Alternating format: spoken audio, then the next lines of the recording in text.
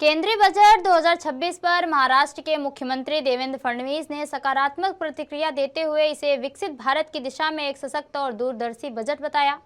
उन्होंने कहा कि बजट में योजनाबद्ध शहरीकरण और उद्योग उद्यमिता को बढ़ावा देने, निवेश आकर्षित करने और बड़े पैमाने पर रोजगार सृजन करने के लिए ठोस प्रावधान किए गए हैं। आधारभूत संरचना क्षेत्र में 12 लाख करोड़ के निवेश से देश की विकास गति को नई मजबूती मिलेगी। फडणवीस ने कृषि, पशुपालन, मत्स्य पालन और सिंचाई के लिए बड़े आवंटन को किसानों के लिए राहतकारी बताया।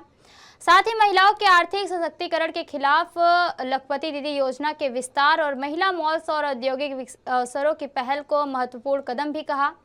उन्होंने हर जिले में छात्राओं के लिए छात्रावास निर्माण और जिला अस्पतालों में आपातकालीन चिकित्सा सुविधाओं के विस्तार को शिक्षा और स्वास्थ्य क्षेत्र के लिए बड़ा सहयोग बताया।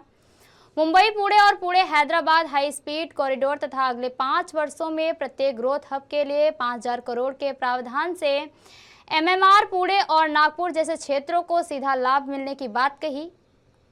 आज प्रधानमंत्री श्री नरेंद्र मोदी जी के नेतृत्व में जो देश की वित्त मंत्री निर्मला सीतारमण जी ने बजट हमारे सामने रखा है, विकसित भारत की ओर जाने वाला एक मजबूत कदम, इस रूप में हम इसको देखते हैं।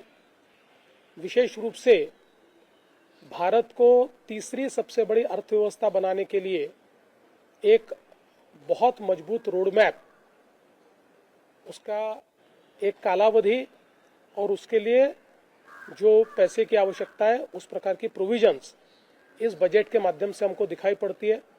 विशेष रूप से दुनिया में मैन्युफैक्चरिंग के क्षेत्र में जो अवसर हमको मिला है, उस अवसर को प्राप्त करने वाला ये बजट है।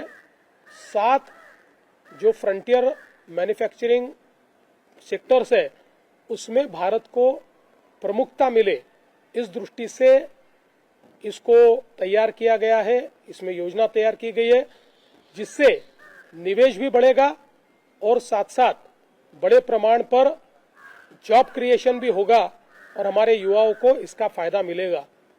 विशेष रूप से खेती का क्षेत्र हो, पशुपालन का क्षेत्र हो, डेयरी का क्षेत्र हो या फिर फिशरीज का क्षेत्र हो, इन सारे क्षेत्रों में या सिंचाई का क्षेत्र हो, बहुत कारगर योजना तैयार की गई है।